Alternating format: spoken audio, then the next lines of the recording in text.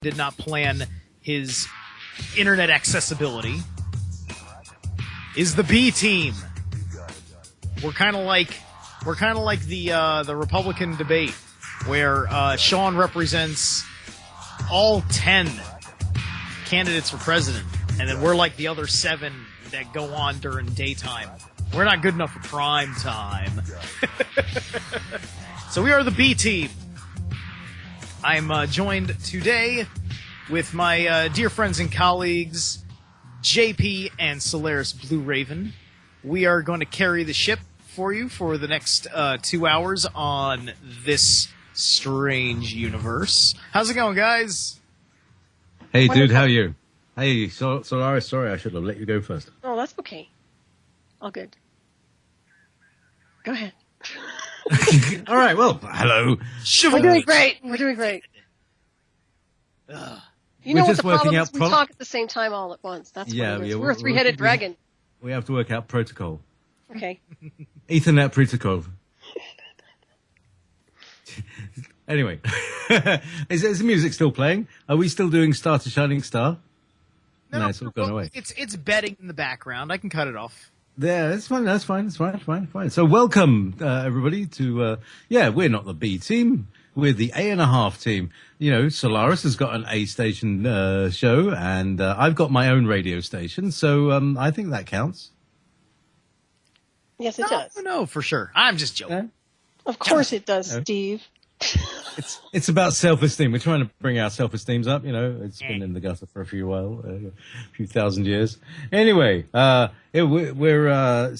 it's a Monday, so we often talk about astrology on Mondays, don't we? So we'll bring that in. And did you do Fulford? Have you done your Fulford today? It's not out yet. Fulford's not out yet. It's all getting very exciting. Well, I've got some really fantastic news. I'll wait for a little while before I tell everybody, but I've got some fantastic news, and it's good. You're going to love it. Awesome! I can't wait. So do you want to kick the show off with some stuff, and then Solaris and I can kind of sit back and eat Doritos and wait for you to dry up. Wait, what? Or should we just have a regular strange universe, not quite round table, maybe a hexagonal table? You know, what do you think? Something a little more modern. Like that. There will be a head of the table, but there is a table, just isn't round. I don't know if hexagonal works either because that's still a symmetrical design. Maybe a bunch of heads at the table. I think this might be more of your atypical. It's certainly at least rectangular, if not triangular. What the hell wrong with him? And there's the Here's the boss. Quick. It's the peanut gallery, the Hawk gallery. Hey Hawk, the hats on. My brakes. How come trying to act like he's from the hood? He ain't no thug. I had no brakes on Studio B, dude. What happened? But anyway, I didn't even have Studio B access for my show, so I couldn't futz around with the player if I wanted to. So anyway, hey Steve, I just want to say one thing. How come that lizard stares at you like that and doesn't move? Because he's chilling. Okay, so that's very interesting, isn't it? He's So chilling. he'll sit there and he'll look right at you. If you guys could see Steve's video, you'd be able to see this. It's pretty interesting. Yeah, I got kaiju up on my condenser mic hanging out. So if you hear a little rustling at the mic, that's kaiju adjusting himself. Do not adjust your lizard. Yeah, no. When the dragon gets comfortable, he can chill there forever. I've watched them just sit in the same spot in the cage for 3 hours, being like, "Aren't you bored? I mean, I know you don't have human interests, but don't you want to run around? Sometimes they do, but then sometimes they're just statuesque for hours. I'm just like, dude, are you actually that content? It's just sometimes animals just got the simplest just yep, this is it.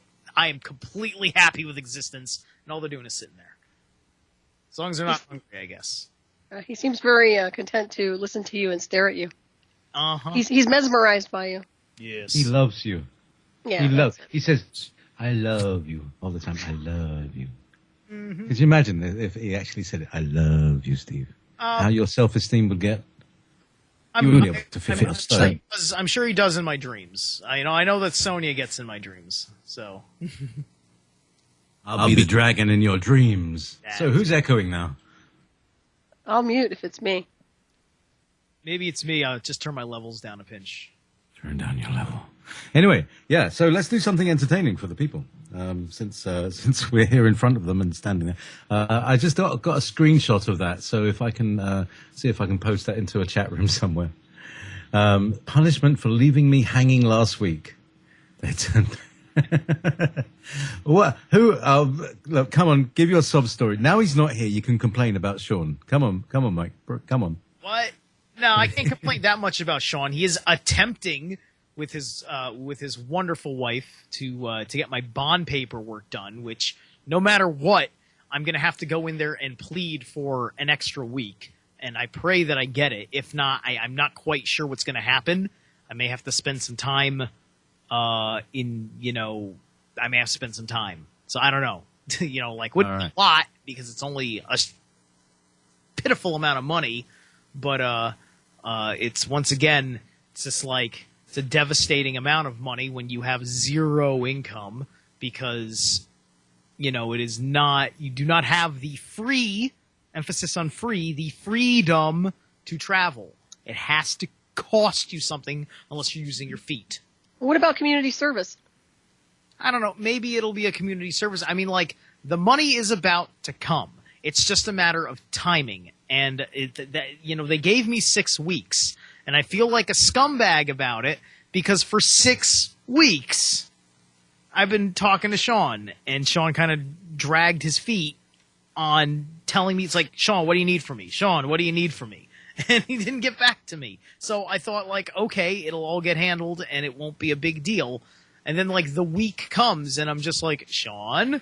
And it's just like, yeah, I need this, that, and the other thing. It's like, dude, I thought you said you had everything already. It's just one of those things. But anyway, look, if you want to call in and join the fun, 347-688-2902.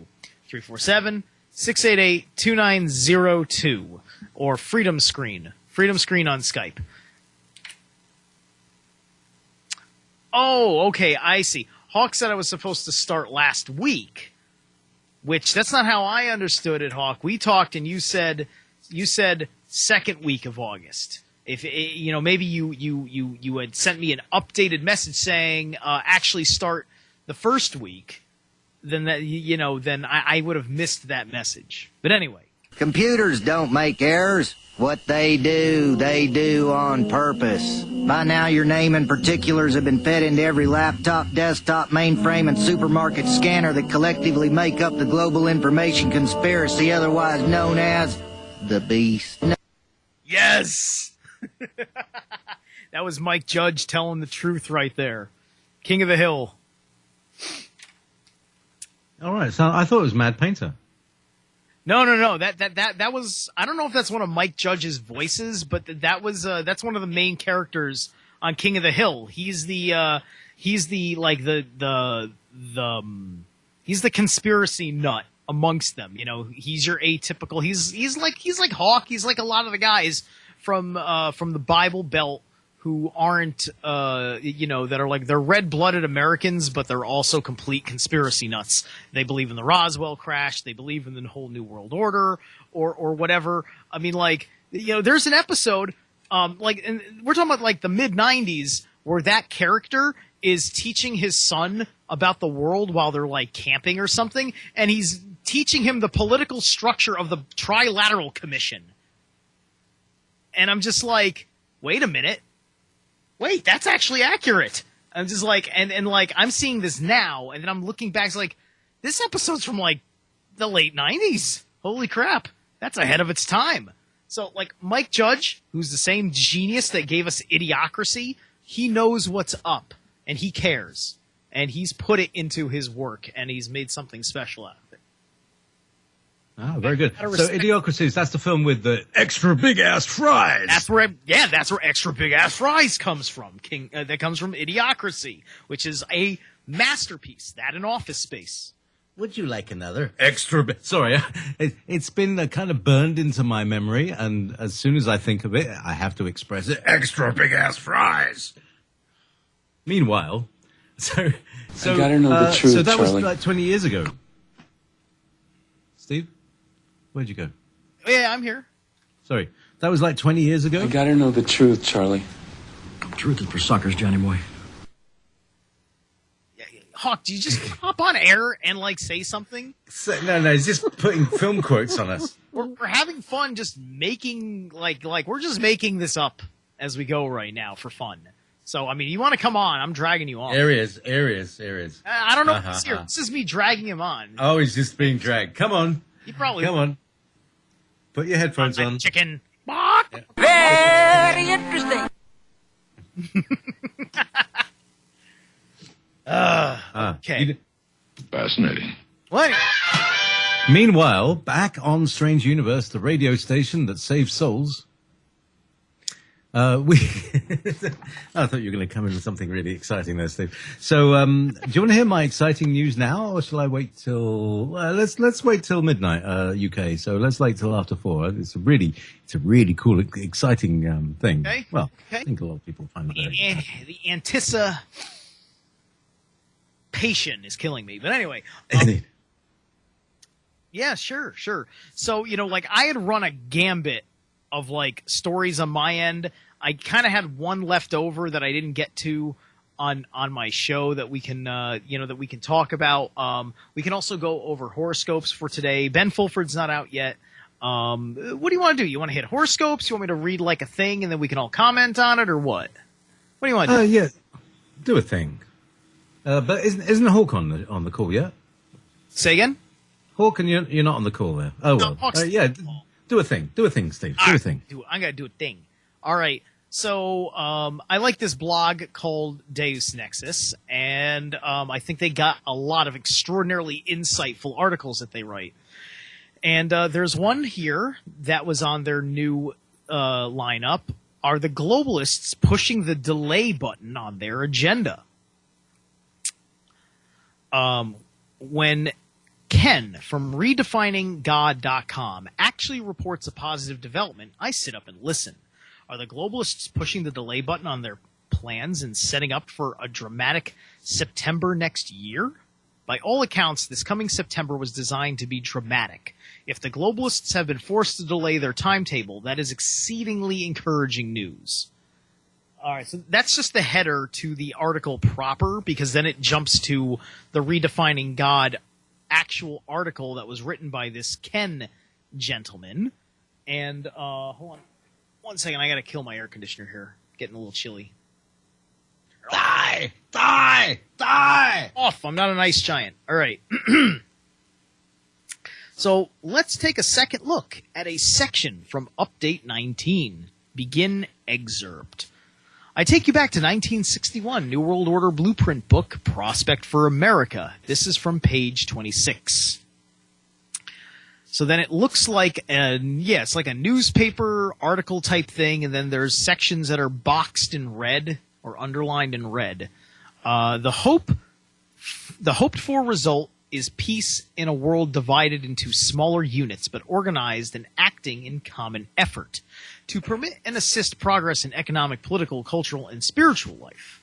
Such a community must facilitate the freest and fullest access by everyone to the thinking of everyone. It must allow for the widest diversity of ideas, social structure, and forms of expression. Compatible with the functioning of the community, it would presumably consist of regional institutions under an international body of growing authority, combined so as to be able to deal with those problems that increasingly the separate nations will not be able to solve alone.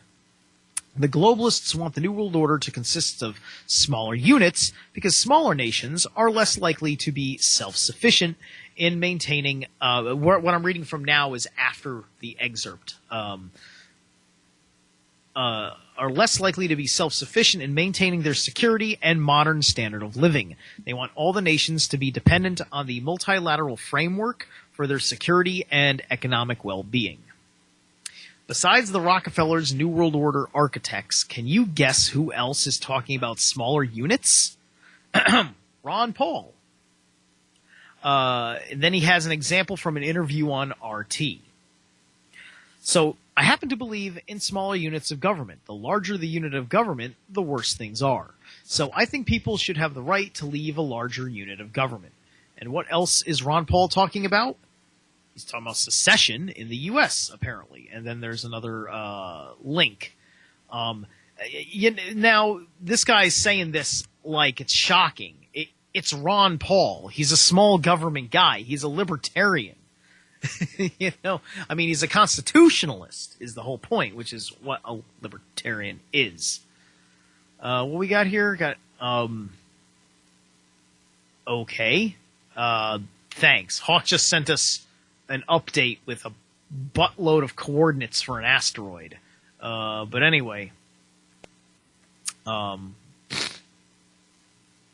Note that he gave this speech at a Mises Institute conference called Breaking Away the Case for Secession. Starting from the 120 mark, I would like to start off by talking about the subject. And the subject, of course, is secession and nullification, the breaking up of government. And the good news is it's gonna happen. It's happening. And it's not gonna be because there will be enough people in the U.S. Congress to legislate it. It won't happen. It will be de facto. So, we know the globalists are aiming to break up the EU, which is the interim world order in Europe, and Greece is where that will begin. But will they also break up the USA so it can never rise again as the power it once was?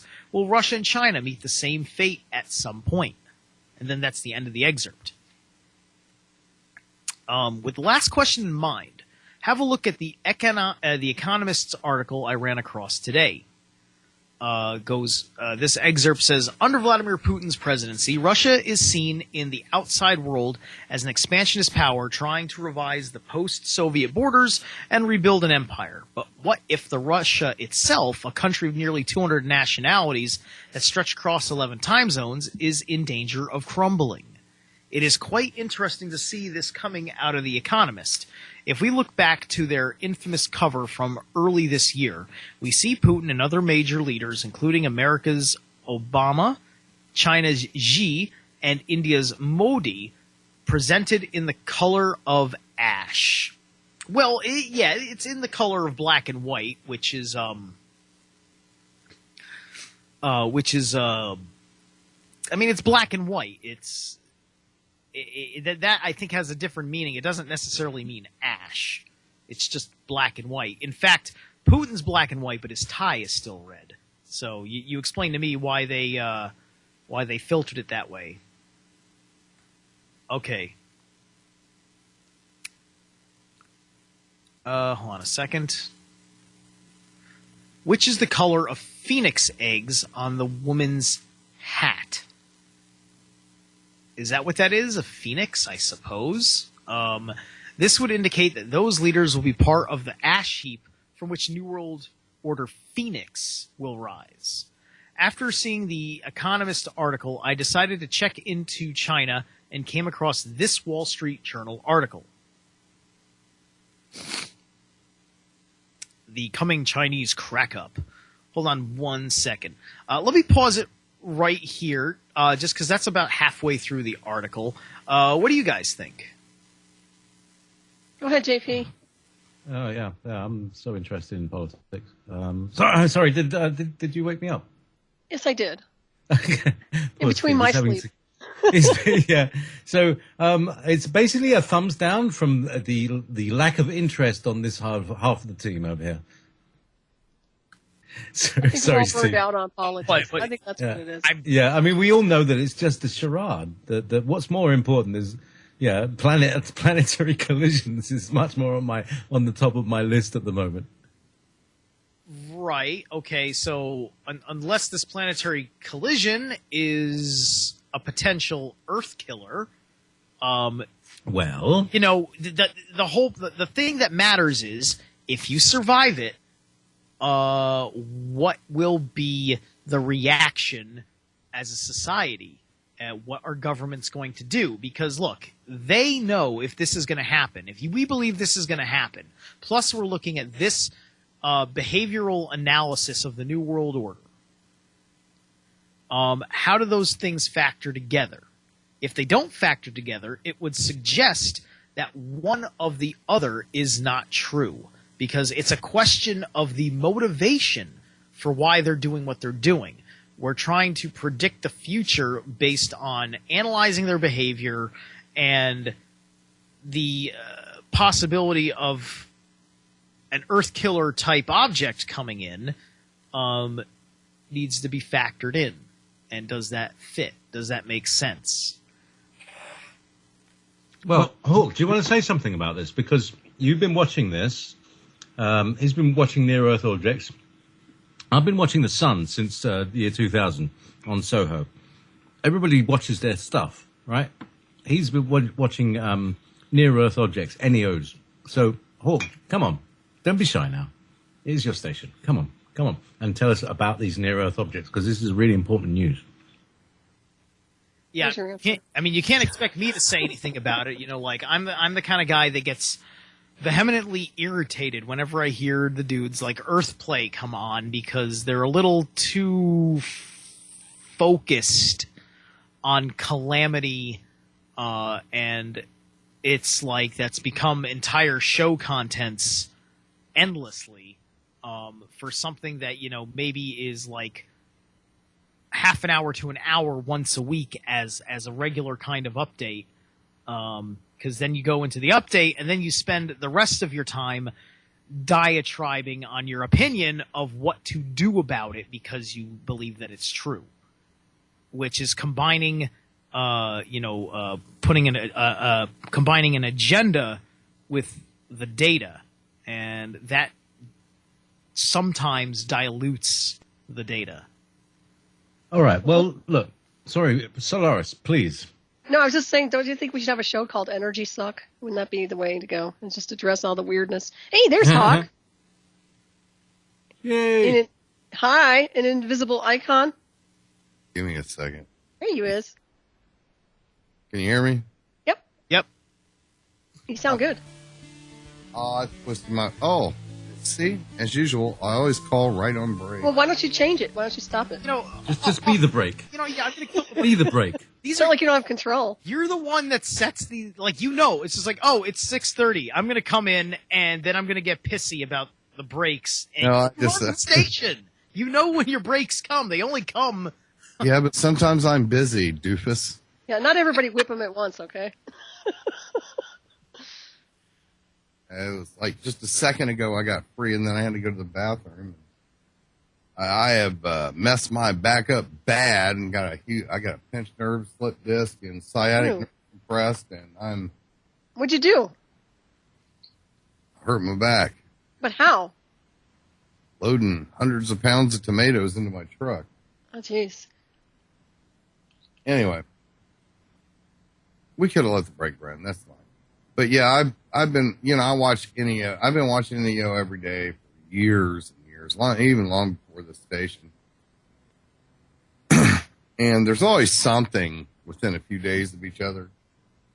Always something out there they're looking at, even if it's they go out to 100 lunar distances, which is a long way away. It's like if you look at like August 6th, 76.5 lunar distances. That means 76.5 times further away from us than the moon. But yet, it just stops from September 15th, and then there is nothing getting close to us whatsoever, not even close, nothing whatsoever until October 10th. And I've been watching it for a long time. There's always something in there with every 1 to 10 days is the max I have seen for a long, long time. So suddenly we have nothing. And also NEO has been stuck for 2.5 months. They used to update every day, and they keep a record of 30 days back and 90 days forward. Well, they got stuck. And there was no update, no re-report, no nothing at all. It went to September 15th and stopped, and it stayed like that for 60 days. I've actually said something in the chat room about that several times. And now they just they just did an update a couple of days ago, and it goes from September 15th all the way out to October 10th, and nothing is going to be close with. Nothing is going to be within 100 lunar distances of us between September 15th and October 10th. I call bullshit. Mm-hmm. Pure and simple. You know, and we all got ramped up about, well, I didn't. I've always, and I have said this many times, I think Jade Helm was to put military, FEMA, and everybody else in place for something else. And everybody was all thinking it was about martial law. I never really honestly thought that's what it was in the first place. I think it was about putting military and FEMA in place for something else. Because I've seen, although we got how many, what there, I think there's like 19,000 soldiers and thousands of pieces of equipment out there. I've seen no reports of any actual exercises going on, and I'm involved in absolutely every Jade Helm group there is out there. Twitter, Facebook, straight web, email. You know, we all see all these movements going on for months, and then it's just stopped. There's been no exercise reports at all. I have seen a lot of military movement even on around in my own state. The other day, I had a helicopter disturbing the peace of my own mentality out here. Kept flying over my farm over and over again all day long. And I couldn't even identify the helicopter. According to a news article in my local newspaper, it must have been a search and rescue because some woman disappeared and they were searching for her body down at the lake. And now I'm assuming they're out looking in the cornfields now. And that might have been why they were, you know, circle graphing the whole area, because it wasn't a U.S. Although it was, you know, the, you know, olive drab paint job. I didn't see a U.S. Army tag on it. So it was probably National Guard or State Police. I don't know. So, but still, it was still, you know, it's just disturbing when you got a helicopter, you know, bug assing, you know, around your house all day long. So anyway. For sure. So, hold on. Are any of the places where Jade Helm is set up, are they near anything strategically important? Are they near like fresh water, facilities or power plants or coal mines or things like that? Because I can't imagine that it's going to be that arbitrary. They're going to have a specific intent on. If we're talking about disaster recovery, they're going to be there to protect natural resources. Which, in my mind, would be in line with Barack Obama's executive order, where he gets to control all the resources under martial law. Well, I don't think it's about protecting natural resources, although there are a lot in Texas. Well, I mean, it's why? How do you have a continuity of government if the government, if you don't have the resources to run your government, then it doesn't matter what else you got. That's why you have a strategic reserve that we have been unfortunately siphoning off of for a while. Yeah, but where is the strategic reserve, or is it all over the place? All that most of that strategic reserve is in Texas, and it is in Louisiana, Alabama, and it would be devastating to be cut off from your strategic reserve. So you're going to want to. Yeah, your strategic reserve is actually your truckers. That's your strategic reserve. Okay. And if you want to give me another tongue twister to try to say on this muscle relaxer, I'll try it again. So. I don't mean to be tongue twisting it. You brought this subject. I'm sitting here talking about New World Order plans, and then you're sitting there talking about. By using simple logic, I've been watching what's going on, and it just seems like an emplacement is. All this Jane Helm stuff just appears to be an emplacement to me, because everybody's talking about, martial law and all that, but still I see something that resembles more of an emplacement into an area, or an area that might be affected by something that we just don't know. I mean, it could come from space. It could come from, I don't know, you eating too much at Taco Bell. I just don't know. There's no way to know any of this. I mean, like I know somebody close to me who is former military, not like officer class or anything like that. Now he's an agent, for ICE. So he sees a great deal of stuff, even though he's mostly like a New York City area kind of agent. He's still got a lot of connections to people, back there, and plus his memories of the work. I mean, he's young. He was in Iraq or whatever in like 2006 kind of situation. But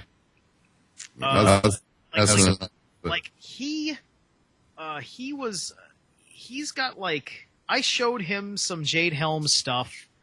And I showed him some very good Jade Helm stuff, and I never went all nutsoid about it, but all he could find was the nutsoids on Jade Helm, and it became so preposterous to him that now, in an unsolicited way, he emails at random consistently showing me like all these articles that were like, like he found like a website where somebody was selling an "I Survived Jade Helm" T-shirt.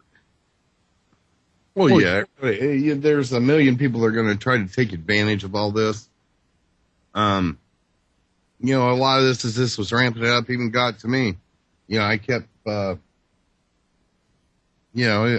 find it concerning and disconcerting at the same time, because there seems to be an emplacement exercise going on, and there are no actual exercises I have seen reported. And I am in Texas groups that are watching this, and there's nothing really going on. They're just camping out. So that means it's an emplacement exercise, and there's no such thing as an emplacement exercise. There are no games going on in the streets of the cities. There's no nothing. It's like, they are just moving troops and equipment into the Southwest for whatever reason. I don't think it has anything to do with resources. I think it has to do with possibilities of what may happen. If you go look at where they're parking, they're all at above 1.7, or excuse me, they're all at above 2,000 feet above sea level also. So, I just don't know. I mean, is it an asteroid or something? And then people go comet. Of course, some people don't know the difference at all between an asteroid, a comet, and a meteor and a comet. I see some of the stupidest. So yeah, let's explore space, the final frontier. Let's talk about Hawk. What's a comet? Well, comet is an icy body that rotates around the sun on a highly elliptical orbit, just like the planet. So a comet goes around the sun like a planet. It's a big, wide orbit. And sometimes the comets... A highly elliptical orbit, which means it's not round, it's ovaline at higher and higher degree. And a meteor... So it's like in and out. You're right. And a meteor is something that enters our atmosphere and makes a big bright light, and a meteorite is something that actually makes it to the ground. And asteroid. Well, an asteroid, once it enters your atmosphere, is a meteor. And if it gets to the ground, it's a meteorite. But if it's real big, it's a big mess. Then it's an Earth killer. And that's what hit us 65 million years ago, isn't it? In the Gulf. Right. Well, not just 65 million years ago. We've been hit many times. Actually, I was looking at scientists could ever ask. They always say the same thing. It's not if, it's when. It will happen again. I mean, the solar system is a giant shooting gallery. Eventually, something will hit us. There is an asteroid called Apophis that is almost guaranteed, according to a couple of our own astronauts who are great engineers, to hit us I think it's 2026, or come so close it will light up the atmosphere. I mean, shit happens, man. Yeah, that sounds like the one that's mentioned in Sean's Vajra papers. I don't know anything about that, but anyway. All right. Well, Sean did this. He kind of channeled his future self. He connected with his future self and kind of walked out of his body, walked into the future, and his future body walked out of then and walked into now and gave a lecture in front of 4,000 people. And talked about the history. And he said that there was a planetary collision around 2026. But they don't have the same dates anymore because calendars lost their meaning. When you have a planetary collision, calendars lose meaning. Days and nights don't mean the same thing anymore, do they? I mean, what we call a day is one rotation of the Earth. Now, what if the Earth isn't rotating, just rotating? It might be rotating and rocking. And then the sun will be rising, falling, rising, setting, then spinning across the sky for a few days, and then setting, rising, and the whole cycle begins again after a period of darkness. Well, I mean, okay. Well, I understand out of body. I went and done the Robert Monroe, both the Traveler and the Explorer programs and all that. I've done that, but I don't really do prophecy kind of thoughts. It just doesn't fit in with logic because I'm also a scientific mind, and I need some proof. And the internet is so covered up with absolute BS anymore. Who can find proof of anything? I dig around. I remember the days when I could gopher. You know what that means? Yep. Yeah. I remember the days when I could go for sites and go look at actual documents, and you just can't do that anymore. And you go try to search something on the internet. If you really want anything real, you gotta go to the high, you gotta change up and really work your dates and go look at stuff in the 80s and the 90s and look at stuff in newspapers and stuff. I mean, there was a article that came out a long time ago. Back in the 80s, they found a Planet X,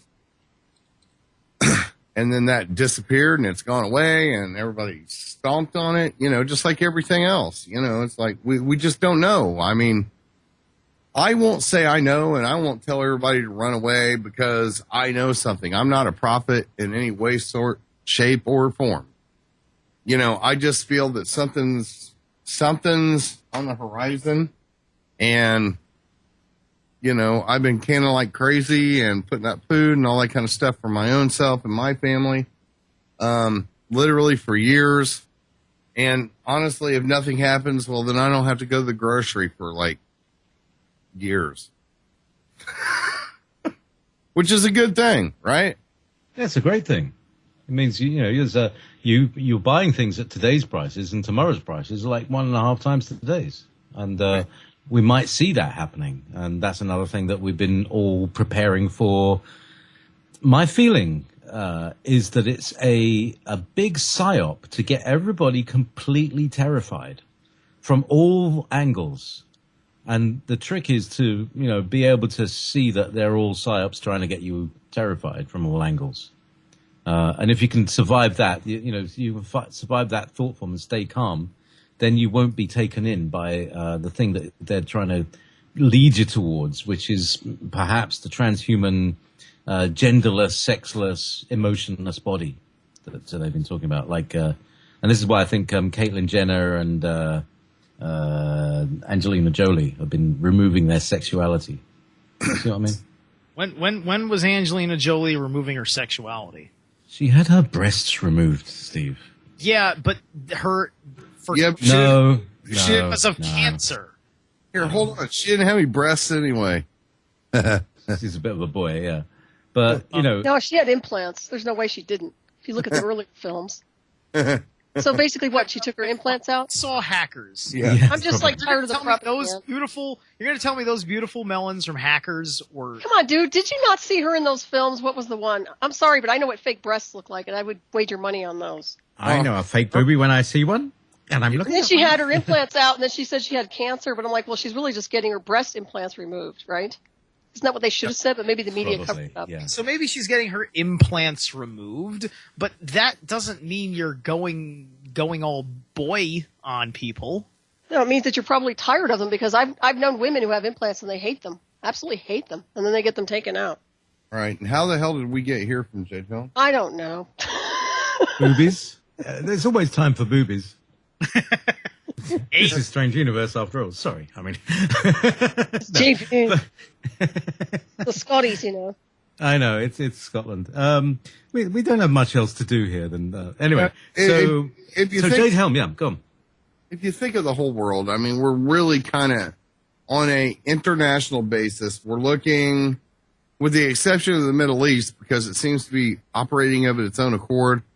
When you're looking at all the, like America and England and all these, what do you call it? You got third world countries, then you got, what are we, first world countries? I don't even know what that means. But anyway, countries like America and all that, we're really looking between the surveillance and the digging and the cops and the military and all that.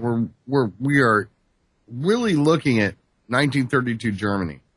And it doesn't really matter about aliens, asteroids, or anything. You know, it's like if we have an asteroid coming, what are you going to do about it? Well, nothing. But, you know, there's also the political agenda behind it, because some people might, with a lot of money, see a way to go sit, you know, to go be Muhammad on the mountain after this. If they can manipulate it, because, you know, there are people, that's all they do is try to manipulate themselves to be Muhammad on the mountain. Yeah, the only thing Obama has done, as far as I'm concerned, and he's definitely in the twilight of his presidency right now. And, I think this Iran deal's kind of a good deed, because it's going to put all that oil coming out of Iran back into the system, drop oil prices. And of course, the bankers and the oil people and OPEC and all, and the market people, they don't want that. Number one, because it's going to drop oil prices and oil profits to, you know, we're going to be looking at 99 cents and lower again per gallon gasoline. Nobody, you know, That would be nobody in the financial world wants to see that whatsoever. You know, me and Crow got in an argument about this a little bit on Friday. You know, honestly, by taking this deal on the table, and I looked at the deal, this gives us unprecedented ability to go see exactly what they're doing, for the international community to go in and see exactly what they're doing, whether they're actually using nuclear power. Although I don't understand why a country full of oil needs nuclear power, but still, that gives us the ability to walk in and see what the hell they're doing, in which right now we have no ability to see anything. And if this deal doesn't go down, it's going to end up in a war. And do we really need another war in the Middle East? I mean, we're spread out so thin. I mean, the United States is fighting a war on 2 fronts, 3 fronts, 4 fronts. I don't even know how many fronts anymore. Well, you know, that's the funny thing, Hawk, because this has been the meme on political foreign politics, foreign policy for a while now, where you see that map of Iran and it says, oh, Iran must want war. Look how close it put its country to our military bases. Because all of our Iraq and Afghanistan military bases are proportionately spread as an embargo zone on the Iranian borders of those two respective countries. Right, and Iran has never known to not once has Iran ever started a war with anyone. Oh, true, yeah. That I know in history. Mm-hmm. And, you know, and I tried to explain this, and I got kind of shut down Friday when I was talking about it, but Iran is the way it is right now.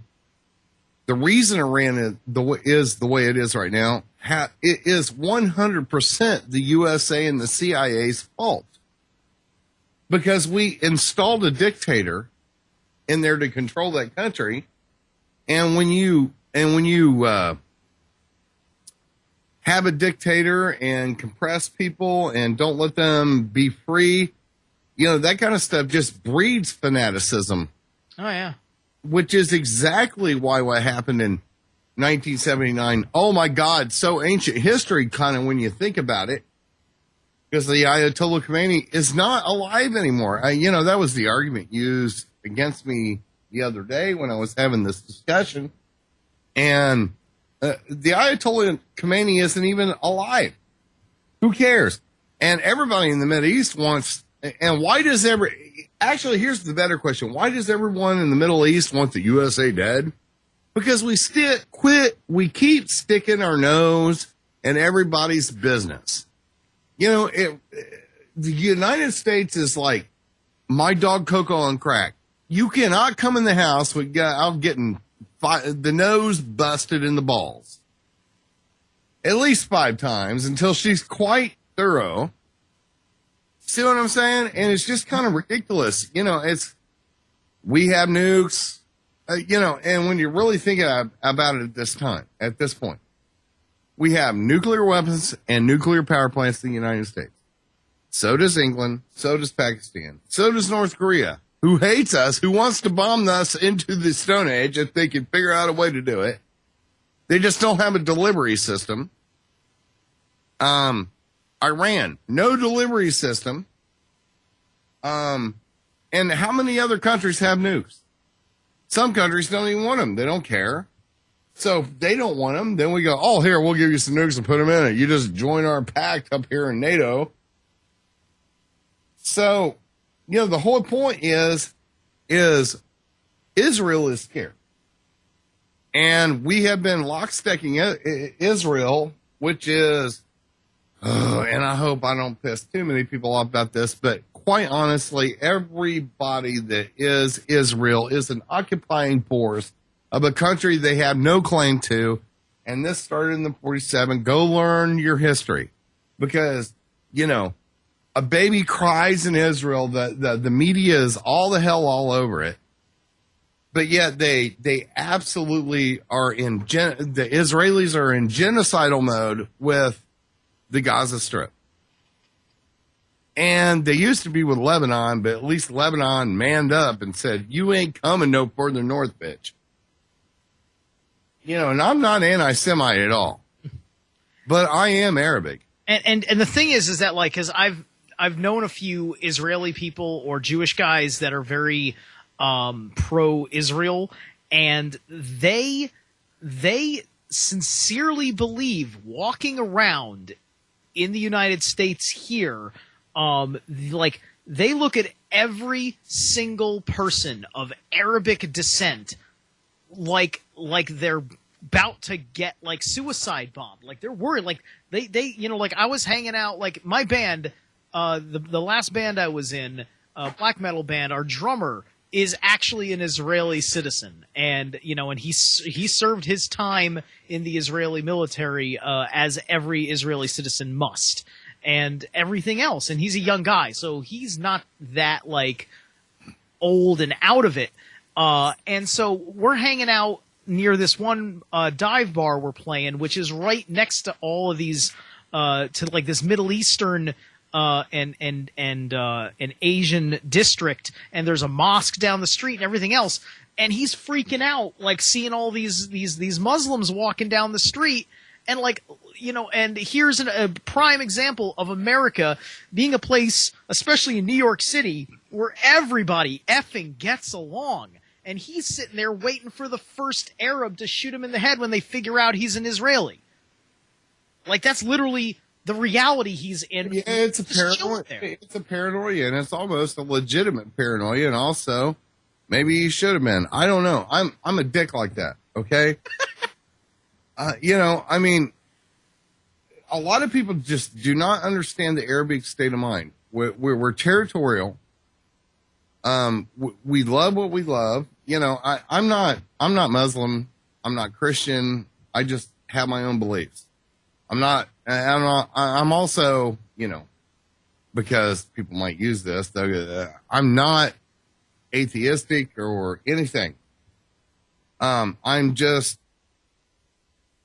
which is what we see going on in the Middle East, is everything in the Middle East right now is quite honestly the United States' fault. And kill it, Steve. Kill it. Got it. Everything going on in the Middle East is our fault, the United States and Israel's fault, because they're an occupying force. And for some reason, the United States got in behind Israel. But Israel is an occupying force in that country, period, 100%. They are Khazarian Jews that came from Europe. They all wandered down there on foot and said, this is our country, and took it over. Here's what I would propose that will fix a great deal of our problems here as a country. I think that we ought to. Hello, am I still here? Yeah, you're back. Okay, we're back. Yep.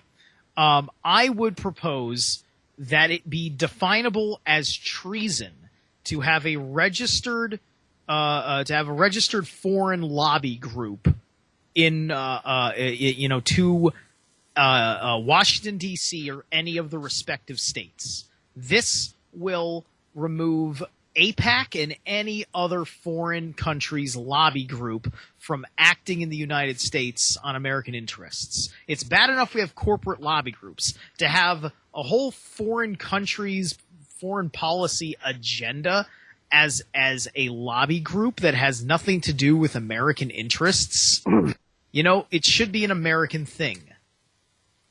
And I think we just had Hawk get cut off. Things happen in the Middle East right now. I was over there. I did my time in the sandbox, but there's a whole lot of things that need to be going on over there. First of all, we need to let this bill go through so Iran can do what it can do, and we can get that energy into the money mix and drop gas prices, which means me, you, and everybody else. That's the big thing. They don't want me and you having money in our pockets, because when gas is 99 cents a gallon, all of a sudden our buying power and our control power increases exponentially. Oh yeah. And number two, Israel is scared, and I don't care that Israel is scared. And people need to really learn their damn history, and we need to allow Palestine a seat in the UN and recognize that fucking country as I said, fucking country as a state, because they should be, because they were there first in the first freaking place. And the funny thing is when you look at Hitler's tactics that he used in Germany against the Jews are using the exact same tactics against the Palestinians. There is no difference whatsoever. It's complete and total genocide. And I run that promo every day. James Terrington, who was actually here on a Christmas a couple of years ago, talking with us, and he discussed many things with me about, what's really going on down there. And within Gaza or Palestine, there are Christians there, there are Muslims there, there are Jews there, and they all get along just fine. It's everything that's going on in Israel itself is the problem because of the Zionists. It has nothing to do with anybody else, and if anybody listens to, not Eli James, but Fecho. Fecho's got a good grip on this because the Zionist Jews, the high Zionist Jews, will use even their own people as fodder. And I'm trying to say all this with a certain respect and logic the best I can. But people will use people to gain exactly what they want. And we're seeing this, all this going on in the Middle East. And Israel is giving us a huge amount of grief, and they're using our Israeli and Jewish congressmen to try to mess up the one bill Obama ever made that might make some changes other than the new prison bill he's working on about just putting people away for nonviolent crimes for dumb stuff. I mean, what's Obama doing? That's a whole new discussion, but all of a sudden he's going to make a couple of bills that work. But anyway. Well, yeah, like he's actually like, from what I looked at, because I went to the Washington Post's website and I looked at the Iranian deal and I read parts of it on the air today for my first show. Like so far I liked everything that I heard. I'm of the belief that the White House would have rather have had this be a much more restrictive deal for the sake of the real masters of the West, if you will, that control the White House. But I do believe that this comes from a position of weakness for our country, but that's a good thing if you see our country the way that at least everybody here at Revolution Radio does, where our country is a bit of a global tyranny. This is a very, very good thing. And then if he's working on this bill or whatever for the prison system, that would be nice. And I would wonder where his true heart really was, because when he was elected, people felt like he was going to pass a bill like this. But then after he was elected, he rescinded on that, and he kind of betrayed effectively the decriminalization movement. Because this bill would go hand in hand with decriminalization. Because if you're going to stop putting people away in prison for this stuff, that kind of by de facto forces the law to become a decriminalization law for, at the very least, quote unquote, soft drugs. Well, yeah, exactly. Well, here's the confusion. Is Obama all of a sudden going to try to become a good guy and do good stuff in order to gain goodwill towards the Democratic Party, in order to bring crazy ass freaking Miss Clinton in? There's always an agenda involved. There's always an agenda. But anyway, I think we need to get this Iranian bill pushed through, and so we can get a little control over this. Because there is no control over any of this right now. And if we keep, and the last thing we want to do, if we go to war with Iran, there's two choices. Do the bill, make the pact, make the treaty, get all the stuff done, and let the oil start flowing out of Iran, and get it to a point where we can keep an eye on what the hell they're doing. The other choice is we get to go do Iraq again. Well, we know how Iraq and Afghanistan went. Not so well. It went just as badly as Vietnam, and it will. Because you have American soldiers over there fighting with people, and they don't understand the mentality of these people. I don't quit. I don't stop. I'm fighting for God. And if you kill me, okay, I don't care if you kill me. If you're out there fighting and you care about your life and you want to live, and your enemy doesn't care about their life, they think if they die, they get to go have an even better thing. You're not going to win that damn war, because 14 soldiers to 50 soldiers, 14 soldiers are going to win, because the 15 soldiers are trying to get out of the way and shooting when they can, and the 14 soldiers are just going to be rushing in on you. There's a strategy involved here. I'm a military strategist, and that's exactly how that's going to go down. We need to be more diplomatic as a country, and I don't know. I'm tired of my country ball checking everybody 77 times. We need to get this done.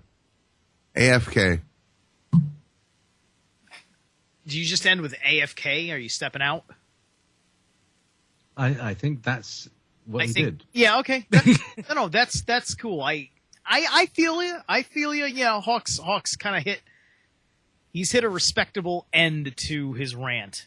And Hawk, I'm 200% there with you.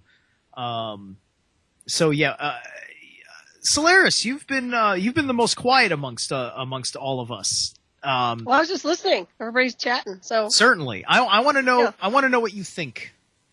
about what? The last half an hour of the show. Well, a you know, large I'm place trying in there. to.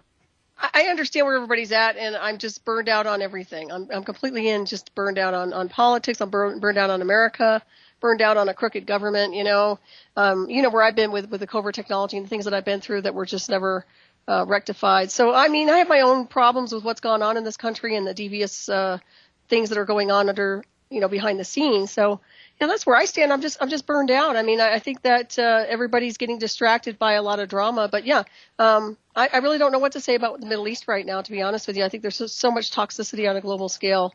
And my main focus has been, of course, with artificial intelligence, as you know.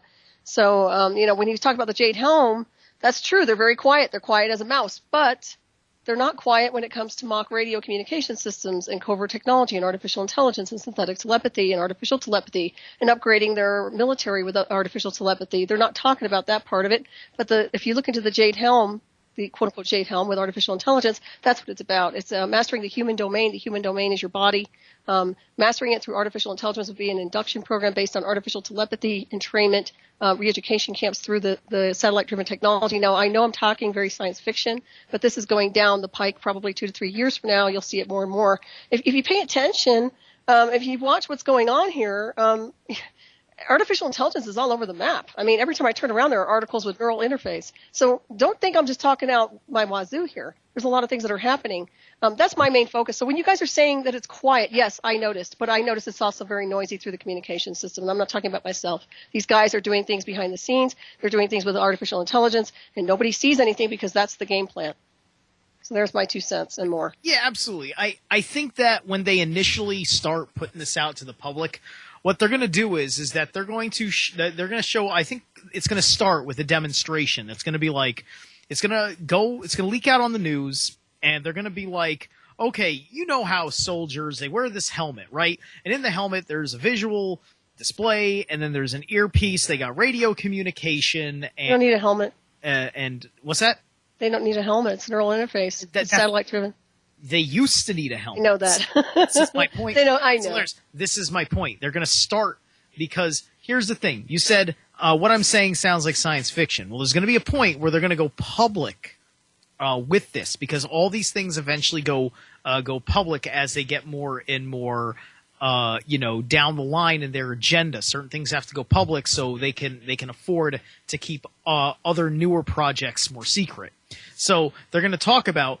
So they're going to start with, before it's on the level that we're aware of on where we're at, they're going to say like, well, now all of this stuff that goes on in a soldier's high-tech helmet is going to be reduced to one chip. And all these soldiers are, when you enlist now, you're freely opening up to having a small surgical implant into the cranium, and you're going to be chipped. And this chip is going to sync up with the signals in your brain. That's going to send a relay out to the officer at base camp, and he's going to be able to see what you see and hear what you hear, and he's going to be able to talk to you in real time, and you will be able to telepathically communicate back to him, and you will be in touch with base camp all the time, and as a more efficient form of warfighter, yada yada. It's going to start that way. It's Spy technology program. Well, Steve, guess who was a test pilot for that technology you just described? Me, back in 2004. Live feed real time with a handler. I had to testify in 2006 when everybody made a mockery of it. And I'll tell you point blank, when I see these breakthroughs and I look at the technology, I know damn well they used part of what I went through as part of their upgrades. Right. So, it's coming. When we had the Navy Yard shooter, not the one that kind of what became a scare this year, but the prior year we had the Navy Yard shooter who was talking about I think he was having elf waves.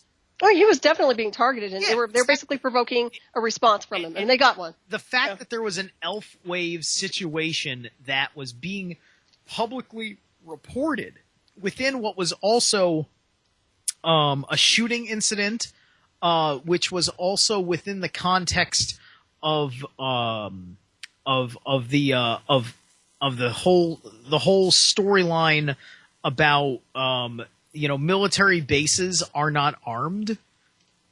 Yeah, and it's re-sparking new public debates. It's bringing, it's starting that's like an inception moment right there. Talking about the ELFs, talking about hearing the voices in his head and being driven nuts by it, and having a handler kind of like harassing him from the shadows, so on and so forth. That was bringing to light this in a way where they didn't quite validate it. They just let you know that it was the crazy guy's claim, but they didn't outright invalidate it either. Well, that's the problem I have with mainstream, is that they don't step up like I do and other beings like myself who actually have been there with the test pilot technology and actually talk about this stuff. They'll sit there and they'll make a little snickerly remark about it on mainstream, and then a few people might address it. Oh, and they might suggest they're mentally ill. And let me explain to you about mental illness, by the way. This stuff causes a disruption in the neural circuitry that can create a schizophrenic brainwave pattern. I've talked about EEG cloning and heterodyning, which can actually simulate that kind of behavior. There's no such thing. These people are being affected by a cause, which the cause, of course, is a directed energy weapon pointed at their neural circuits in their brain. So I swear to you, anybody who wants to go toe-to-toe with covert technology, I will slap them down so freaking fast, because unless you've been where I've been and you've walked in my shoes and you don't understand this technology, do not say a freaking word. And this is where I go after mainstream, Steve. I go after them with a vengeance, because I will not hear any more BS about people who have mental issues hearing voices when it's a mock radio covert technology signal, and that nobody wants to address it because the government's getting paid to shut up. And I'm not going to get too fired up about it, but I'll tell you, man, it really pisses me off. Oh, man, does it piss me off. I think it's not just that they're being paid to be quiet. It works. But it's also a matter of it's like the broadcasters themselves, unless they are the CIA handlers that are in the production studio, because it's the producers for CNN and Fox and all them that are the ones that are kind of putting the filter.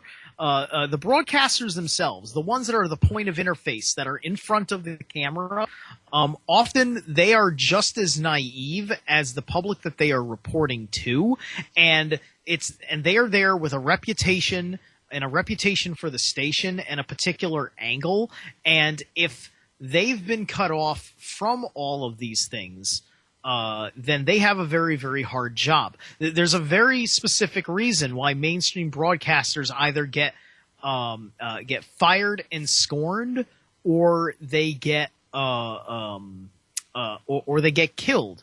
You've got like Tim Russert. Tim Russert was trying to build the credibility for the for the secret societies running the government argument, and that freaked everybody out, and they killed him. Well, yeah, they can't take the competition of truth. That's the bottom line. But there is also a difference between a broadcaster. A broadcaster, they're just parrots in mainstream. They just sit there propped up and read the teleprompter. Real journalists don't exist anymore, except in alternative media like us. I mean, unless we've actually been physically involved in it, or we're researching and investigating, We're actually the ones doing the investigations, the alternative media. Mainstream doesn't do a damn thing. You're right. They sit there propped up with their cutesy little outfits with 20 coats of makeup, male or female, it doesn't matter, running their mouths about BS, distracting the masses, and thank goodness more and more people are tuning out. Because it's nothing but propaganda, and it's a disservice to people's education. It'll lower your IQ.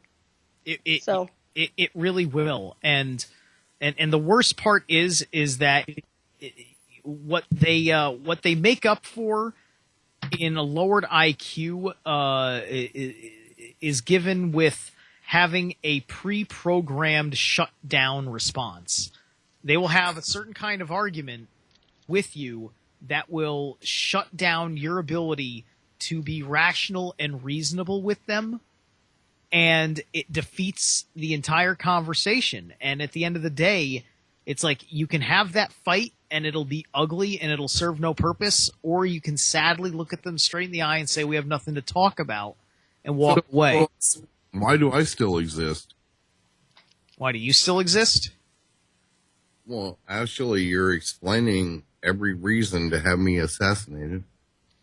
Well, Well, maybe an asset. Hawk, you see, the thing is that you don't impose your broadcast on anybody, and you're not on the television. No, I'm not talking about me. I'm talking about this entire station. Well, this entire station. I think it's too big, actually. You're the herald. You're the herald of this entire station. So that's why when I say you, I mean Revolution Radio, and I mean Solaris and JP, myself, Sean, everybody who's a part of this world and a part of Wolf Spirit and any of our other network of friends that are working together for the truth. And at the end of the day, it's like we're not on television, and unfortunately, we still live in a world where television really is king. Even if its ratings are not the best, even if its ratings are the worst, unless it's on television news, it's considered to be hearsay, and anything that's hearsay is not a threat to them. Well, that's actually, mind control. Go ahead. Everything is hearsay. Well, that's where I come from. Everything is hearsay unless I hold it in my hand. Well, yes, that's true. That's your But perception. But you know something, not to interrupt really quick, but I will say one thing. Hawk, if you were to fall off the radar, people would notice.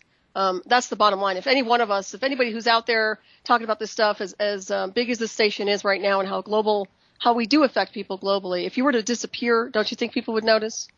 So that's part of it too. They would definitely notice if you went off the radar. So we're talking. So I would be a martyr. No, not a martyr, but I'm just saying, don't you think people would notice? I don't think you're a target to be taken out, personally. And plus, there's also people who are fighting the good fight in those undergrounds. I mean, not everybody's trying to cover up everything. People are out there trying to make sure that beings like us are out here trying to communicate the truth. So I think that's really big also. Not everybody who's compromised. Right. I mean, I think the point I'm trying to make, we have a lot of people, they'll come in, and I get really frustrated because we get people that do psychic stuff and all that. And when their Skype acts up or their internet acts up, they immediately assume it's them messing with them. Mm-hmm. And it's just not logical because when I research, I look at my logs and research and I just see that there was a gap in the net. There was a fall in the net. That's actually happens all the damn time. Mm-hmm. If we could get people to stop saying, oh, they are trying to stop me from telling you about my crystals, or they're trying to stop me from telling you about my bananas, it'd all be okay. Well, I mean, quite honestly, let's use a little logic and try to get the station back on a logical course, back on a logical path. That's the way I kind of started it. We've always been, we do the round tables and all that kind of stuff, and everybody can say what they want to say or whatever. But, this has all gotten a little bit out of my control, quite honestly, because... Well, you have all kinds of different people here. Yes, you have different array systems of people. I mean, that's all there is to it. And do you not agree I'm very diplomatic with everybody? Absolutely, but I'll tell you one thing. My background is hardcore, and what I'm talking about isn't a fantasy. It's nothing you pull out of your butt. So don't put me in the category of everybody else, because that's not the case. And this is why I come out and I talk about this stuff, because you can prove the technology I'm talking about. This stuff is not, I'm just using myself as an example. Solaris, hold on. I didn't... No, I know, Hawk, I'm just using myself as an example here. But I do know what you're saying. There are people out there I question, insofar as they're paranoid with government. Oh, the government's watching me. How would you like to be interfaced the way I was and have no privacy and have a big-ass file on yourself and have, the White House calling your bosses out in Maui when you're working? I mean, I don't want to hear any more about people's complaints about government tracking them, Hawk. I've been there, done that, got the T-shirt and the hat. I'm not complaining at you. I'm just saying I agree with you. I do think there are people out there, and I can tell you who they are, and I'm not going to mention their names. But it ticks me off, because I'm like, those people are the wannabes. Those are the people that wish the government was tracking their ass, and I don't know why. I'm like, I don't think it's a compliment to you. Yeah, it kind of goes back. I remember one time Art Bell got a caller, and she was like, I don't even know who it was. I don't remember. It was a long time ago, back in the late 90s. Art Bell got a caller. The government is watching me. They're tracking me. They're looking at me and everything. And she goes, and he goes, why would the government spend $1 million paying attention to you? You know, and I'm not talking about you, Solaris. I'm talking about, all the people that just think that the government is watching them or some secret society is watching them.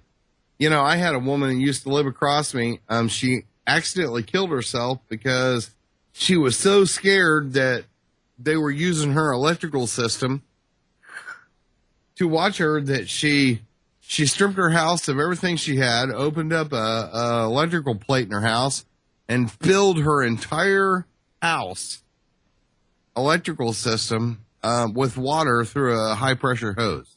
Oh, jeez. So there is a level of high-end paranoia going on there. Mm-hmm. And sure, make your comment. Hi, this is Liz. I just wanted to say directly to Solaris that I admire you very much. I always have, and I think you're very courageous in what you get on and talk about. And Oh, I thank respect you. highly. I just wanted to say that. Well, thank you, Liz. I love you too, and thank you for chiming in. That means a great deal to me. Thank you very much. It's Yeah, nice to hear from you. And she's kind of like 1,000 pounds of freaking tomatoes. Cool. Well, thank you. Big hug to you. I appreciate that. That's really nice So, feedback. that's kind of my point. I always have to work on the logical fact. All my friends call me Mr. Spock. But anyway. It's a good place to start, Hawk. There's nothing wrong with that. I mean, I'm spiritual too, but I'm also very grounded and anchored, and you have to be. I mean, you have to look at it from that perspective. Well, I'm not really spiritual. I'm just logical. Well, I'm spiritual and logical. I have a lot of mystical blood in me, but that's another scenario. But anyways, you guys talk too. I don't want to hog here. Logical. What? You need Spock ears then, Hawk. Fascinating. You get him some ears. Fascinating. That sounds pretty good. Live long and prosper. I seem to have hit my cerebral cortex up on the captain's chair. Anyway. Meanwhile, I love that music from the old Batman. It's great. it just brings everybody back. It's there you go. Here we are. We're back. Well, in didn't Strange you always Universe. watch it? I mean, I did. Oh, yeah. It's coming close to 7:30. Do we want to maybe start looking at wrap up with like horoscopes or something? I just want to make my little announcement. Yes, your little. I have an announcement to make. No, it's really exciting, and I'll be talking a little bit more about it on Journeys with JP, which is in half an hour on the other side. The other side, yes, Studio B, Journeys with JP. I'll be talking about this plus other things, but very, very special. We've been trying to keep it, been trying to keep it on the QT, just because people go crazy. But on Friday, on wolfspirit.tv, we will be having our first webinar. And our first webinar guest is Alex Collier. Brothers and sisters, we've managed to track him down. He's living out of a car in Colorado. He needs some cash, so we're doing a webinar to raise some money for him. Basic, pure and simple. He gets every penny of it. It's quite cheap. It's not expensive. $12 for the whole show. And so come along. You can come to Wolf Spirit Radio, go to the listen area, follow the banners, and see the advert and enjoy it. So please come along to Wolf Spirit Radio and have a look there. You can also go to alexcollier.org. So isn't that exciting, Steve? Are you a fan of Alex? I'm familiar with Alex Collier. That is very exciting. That's super cool news. Why is That's everybody great. always screwed over, JP? Why are these people living out of their cars? Are they targeted? What's going on? Oh yeah, I mean Alex. All of these people that we've been speaking about, and all of these things that have happened to people, they've all happened to Alex. He has been vilified. He has been targeted. He literally has been. And he's been targeted by the people he used to work for, which is the IRS. Yes, lovely people. Yeah, like I was just listening last night to Project Camelot on YouTube, and Carrie Cassidy did Clark McClellan, and that poor guy sounds like he's in a lot of pain, and he's sitting there, he's doing his thing, making his whistle blow, and his story corroborates so much about the not just the secret space program, but the New World Order, the Nazi, the post-war Nazi agenda, the whole 9 yards. It's he knows a whole bunch of it, and there's still a couple of things that for some reason he is not willing or at liberty to speak of, and then he will simply say and that's all I'm going to say about that right now. So he's still got more to disclose that he's not prepared for yet, and but he's suffering a whole lot, and they're kind of doing a slow kill on him. Happy. I love that song, so thank you. It's a great one. Okay. The beatings will continue until morale improves. That's right. Okay, so where are we at? Oh my God, do we want to do horoscopes here? The last 20 minutes, 25 minutes of the day. Go for it. All right. Horoscopes. All right, JP, are you ready with them? Horror. No, I'm not. Have you got the link? Hold on. Actually, I lost my cue. No, let me just say, Aries people, right? They're belligerent and bullying, and let's do some sugar-free horoscopes. Taurus people, dull as crap, dull as a brick. Cancerians, you can push over. You can just bully them around if you like. Geminis, don't trust them. Do you want me to continue? It's pretty accurate, JP. I know it's years of bitter experience. Leo's totally self-absorbed. Virgoans, irrelevant details. What are we doing? What's up? What are we doing? Are we running roughshod? I was gonna intro the bit. I'm just doing a fill-in while you get the bits. Come on. The bit's good. Here we go. On the go.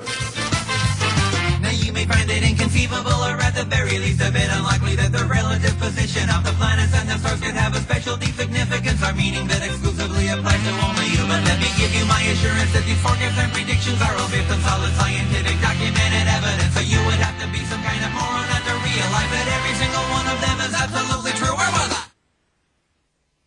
And Go. that's your horoscope for today. So where were we? Steve, did you get the link for the actual proper horoscopes? Look, I don't know where Sean gets his horoscope stuff. He sends me a link, and then 3 weeks later, it's a different link, and I'm just like, but what happened to that link? It's just like, I found a better link. I'm just like, damn it, Sean. You're asking for consistency out of Sean if you're asking me for Sean's sources. Consistency out of Sean, but he's Mr. Random. Yes, you get it. So pick your horoscope stuff. That's why I was giving you time to whatever. I don't look, Steve. This is my 4th hour. All right, I know. This is my 2nd hour. I've got 2 hours. I know. I've got 2 more hours to go. Oh, by the way, look at my show picture. Can you see them? I got these plates made up from a friend of mine who makes signs, and I've got a proper on-air or enter the studio signs that I'll be backlighting with my Arduino microelectronic system. Anyway, meanwhile, What the hell wrong with him? Okay, there he is again. What the hell's wrong with him? What the hell's wrong? I wish I could find the... JP, you realize your reverb still has you in the Sistine Chapel. Oh my gosh, yes, you should tell me that. Or the Great Oz. Meanwhile, I've been sounding like God on Cecil B. DeMille. Cola. Anyway, go on. Free things from us. Anyway, buy stuff from Hawk. There's the advert. So, all right, so where were we? Virgoans, picky. Now, what you can say about Virgoans? It's just really picky. Neurotic, psychotic. Oh, God. Anyway, I hope you're not listening. Don't get me started on Virgo, really. Let's move along, shall we? Moving from Virgo, everybody's favorite. So, and then we have Libra. Libra's everybody's friend. They're already nice. And I don't know what you could say about Libra. Artsy and balanced. Artsy, Creative. balanced, creative, talkative, air sign, Anyway, so, that's Sean's sign and my rising sign. Sean is Libra with Pisces rising, and I'm Pisces with Libra rising. So we have this I'm Okay. Aries double What's your- Pisces. Aries double Pisces. Hey, Steve, what's yours? I think I'm a Gemini ascendant or something. Right. That makes sense. Yeah, But Aries that makes a sun. lot of sense. this explains why specifically I'm a communicator. Yeah, Yeah. communication. There's a good thing. Gemini's communication. Yes. So after that, we have Scorpio, who just want to shag you and kill you. Then Capricorn comes after Scorpio, doesn't it? No, Sagittarians. Sagittarians, egotistic. Yeah, just completely egotistical. They don't give a toss about anybody. Then what we got? Capricorns. Capricorns, as Sean says, spoil everybody's fun. They're the people that report you to the police for things, for, like having your your car just parked an inch across the bay. And then after Capricorns, we have Aquarians, and who knows what Aquarians are about? Not even Aquarians. They're just so they're like a balloon that floats away. And of course, finally, we have deep, miserable Pisces, where the entire weight of the world is not only on their shoulders but also on their hips and their feet, and it's just a miserable time of life. Miserable incarnation being a Piscean. But they do make the nicest people because they just have to live in this horrible world. So anyway, there's your horoscopes. Sugar free from JP. All right. That was my dog. Good bark. Good That's- bark. You like Get that him, one. Lex. Get him. Lex. Sick him. No, just kidding. Not you, of course. My guard Those dog. Librans, yeah. So anyway, there we go. So how did that fit? Beautifully. That was almost too fast. I thought you went for the lightning round there. I'm in Weird Al Yankovic stroke Solaris Blue Raven fast speak mode. Gotcha. Right. I'm having to keep up. What's a Versto pin? Well, it's the opposite of a Virgo. A Virgoan. Oh, Verstoppens. Oh, yeah, I get you. You have a very Gemini brain. Heh. What's your moon in, Steve? My moon is God, I forget. Crap. We'll ask Sean. I don't remember off the top of my head. I got it. It's hold on, I can pull it up. Wait, can I pull it up or is it on the Steve's moon. Where's- Where does Steve's moon lie? Somewhere in the zodiac. Yeah, somewhere in the So anyway, yeah, I'm going to be talking about some really interesting things on my show. Not only I'll be talking about some of the things that, while we were setting this thing up with Alex today, and if anybody knows Alex, he's, I said I'll be talking about it, but basically he's been loaded with a lot of knowledge that he doesn't even know he's got himself. And it's when you give him a subject or a topic, he says it all just comes straight forward, and he sees videos and pictures and all sorts of stuff, and just knows what it is and can talk about it.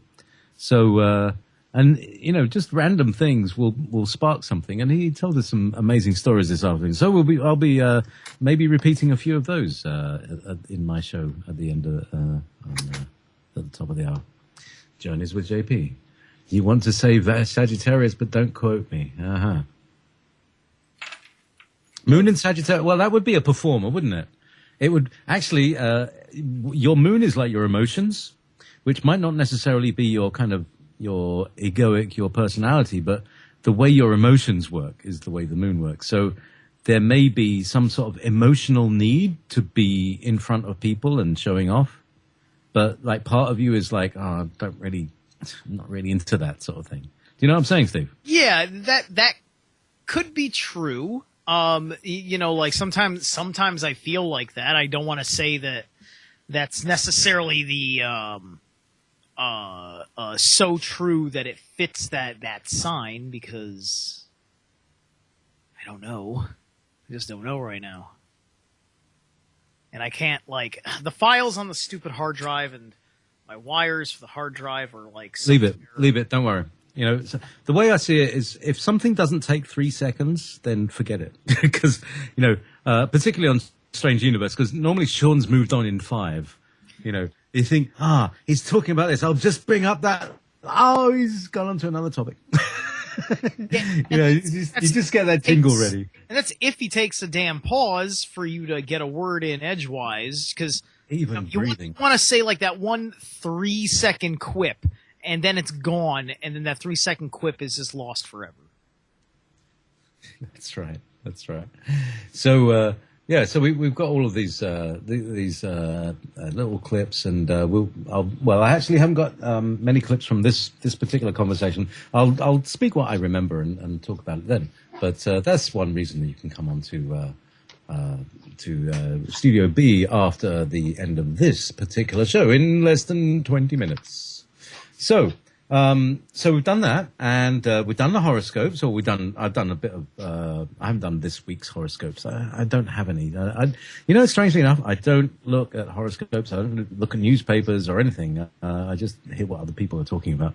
That usually does me. And the Daily Show. But now the Daily Show is over, so I don't know what I'm going to do for American politics. Is there anything as good as the Daily Show still going?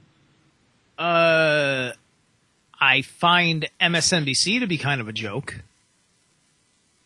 I know, but the Daily Show was like deliberately funny, not just kind of bizarrely, ironically funny in the way that watching Fox News would be. Hey, here's one for you. Do you remember the Star Hustler? The Star Hustler? No. You don't remember that? This is way, way back when I was very young. No, do you remember the? Well, I guess you don't know who the star. Look it up on YouTube. Star Hustler. He'd come on late at night and talk about the stars and the constellations, and he'd have this little walkway, and he'd walk through. Jack Horkheimer, is that his name was? You guys know who I'm talking about? Never mind. Right. We Check don't it have out on YouTube sometime. It's really cheesy, but I used to watch it late at night. I used to like it. We have an old guy called Patrick Moore in the UK. Okay, well check out the Star Hustler sometime on Excellent. YouTube. What's his name? The Star Hustler. I think it's Jack Horkheimer or something. I think he passed away. I don't know. He might still be alive. I don't know. The Star Hustler. Yeah, in Britain. No, this was the U.S. Right. But it has some cheesy music too. Weird fellow too. called Patrick Moore. I don't know if it's. Yeah. So I think they should have that. My point is, I program think they should Skype. bring it back. Oh, I'm sorry, I didn't mean to walk on you. But no, seriously, I think they should bring it back. I mean, wouldn't it be nice to have like that in the middle of the night, some Star Hustler, and have it like a recreation? I think it'd be a great idea. Okay, I got it. I actually found it. I had moved the folder around. Yeah, my moon is in Sagittarius. Oh. Lots of fire. Yeah. Yep. It's quiet at once. That's really interesting. Isn't it? Did we all run out of something to say? Hey, I have a right to run out of things to say. I know. This is my 4th hour. Well, congratulations. You did a great job. I'm letting you guys drive in case you hadn't noticed. Okay, well, thanks for having me on. All right. You don't have a right. You have an excuse. That's right. You can lay back and we'll just sit here and make chaos. I have a... It's fun, isn't it? Yeah, so Solaris, let's talk about some. You're actually going to be on my show on Sunday, aren't you? I am. Yes, I am. Thank you, JP. I'll be joining you. Looking forward to it. Muted. No. Can you hear me? You are. I'm not muted. You'll be joining me, and now we can hear. There was a big delay. Sorry. That's weird, man, because I'm not muted at all. Okay. It's them. They are doing it. It's them. Back in real time. Maybe I'm it's having just a the lot of implants internet. that are in my brain. Okay. This conversation is I'm having a lot of internet. so important that they are messing with it. There's a tremor in the force. Yeah. Yes, I am joining you, JP, and I'm very happy to do so. Did you hear that? That's right. That's fantastic. That's fun. I did, and we can talk about things like. Well, I know that you're a fan of Philip K. Dick, or at least you're a fan of Blade Runner, and Philip. No, I like K. Philip Dick K. was Dick. Yeah, I like all of his works. I read a little thing about the speech that he wrote that he read to a bunch of students a while ago, and it was about how to create a universe that won't fall apart in 2 days. Nice. And that's the idea of writing a sci-fi book. That's the idea is what you do. So maybe we'll talk about it. I'll forward it to you. Yeah, I'd like to look at that one. I don't remember seeing that. I was doing a little bit of a research on a thing because people were talking about They Live in light of Roddy Piper's passing, and the guy who wrote the original short story that They Live was based on was actually a protege of Philip K. Dick. That's interesting. Yeah, That was a great show. That was really good. They Live. Yeah, They I Live. loved Roddy Piper too. He was awesome. Yeah, it was right on the mark. Well, there you go. Movie was right on the mark. You know, there's a thing on Roddy Piper saying that he was haunted. I don't know if you saw that. It was very interesting. You can probably find it on YouTube, but he had a lot of his own personal spirits and kind of a paranormal life. If you look at this this video interview I saw. Probably his Scottish background had probably a lot to do with that, I'd imagine. Like, I know that, like, you know, he fully embraced, like, the values that came out of the film They Live. Like, he only a few years ago, he had interviews with Alex Jones and things like that. And so, like, he's a guy that was on board. You know, he's a guy that cared and was with us on these things. Yeah, he was definitely awake. Yeah, for sure. Kind of a loss. He was pretty young too. Wasn't that old. Well, yeah. Well, when you're like wrestlers. Oh yeah, that's hard on the body. Yeah, it's different because, you know, like after that film, he did go back to wrestling and he wrestled with, by and large, I think the WCW. And so he went and he contracted for Ted Turner, and it was the WCW that gave us the New World Order wrestling group. So somebody was trying to do something with WCW because it created a lot of awareness of a concept of the New World Order, to the point where people that were fans of the wrestling group, they were buying the t-shirts. And in the 90s, you could run around the mall and see people wearing New World Order t-shirts on a level of popularity for wrestling in general that was unprecedented. Yeah, back when the game The Illuminati was cool too, right? Yeah, because I used to play that game when I was younger. I picked up the reprint of that game, and they've simplified it. Like there aren't as many dynamic cards, which is fine, but they changed all the artwork, and all of the controversial predictive artwork of the original 90s version of the game are gone. Oh, that's interesting. Yeah, I was going to try and get that game again. Yeah, because I have the reprinted version of it, and it's fun. It's still like, you know, like you still have the same heart and soul of the game, where like you can be your Illuminati group, which includes like the Gnomes of Zurich, the Bavarian Illuminati, or whatever.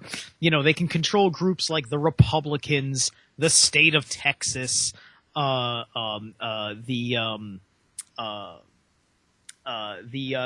South American Nazis, or as I like to call them, Snazis.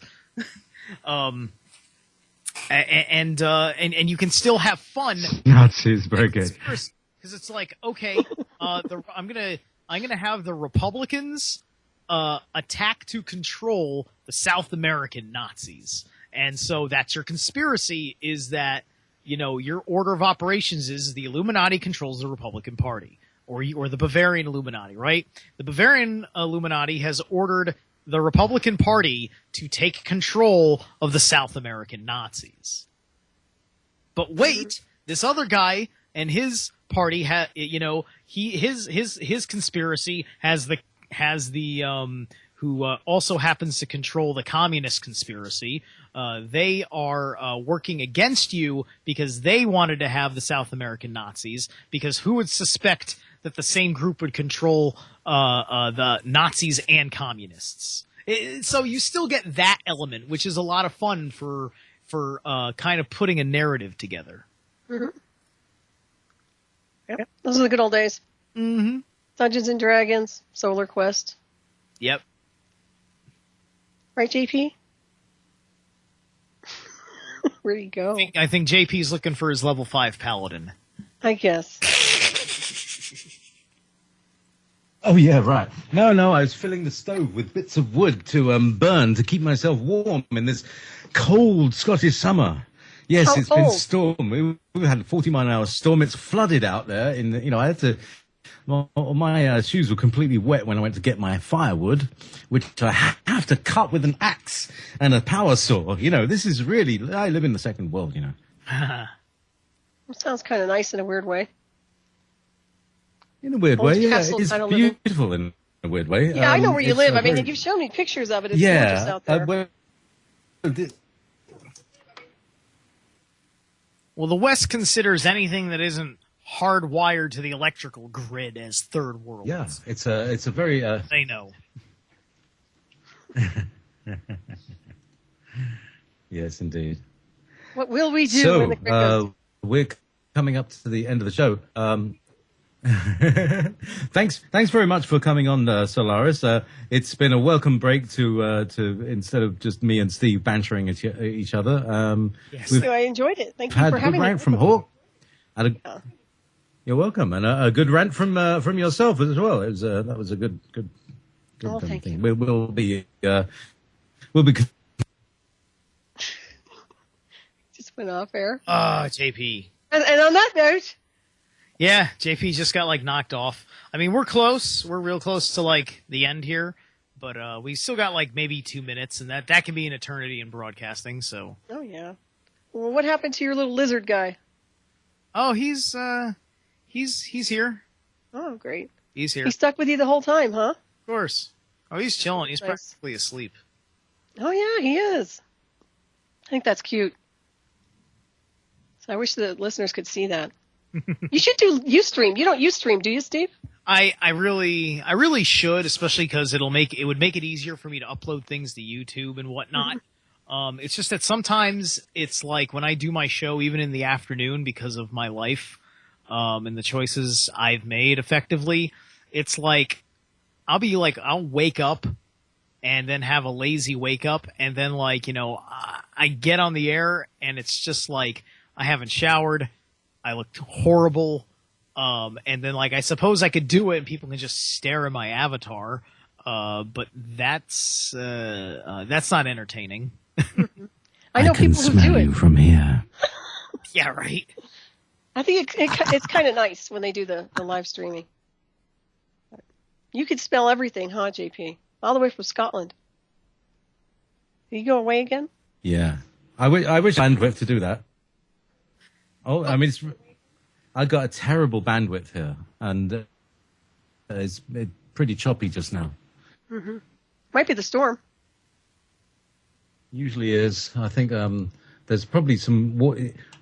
I discovered that the cable that brings my internet to my house is buried about 6 inches below the path of a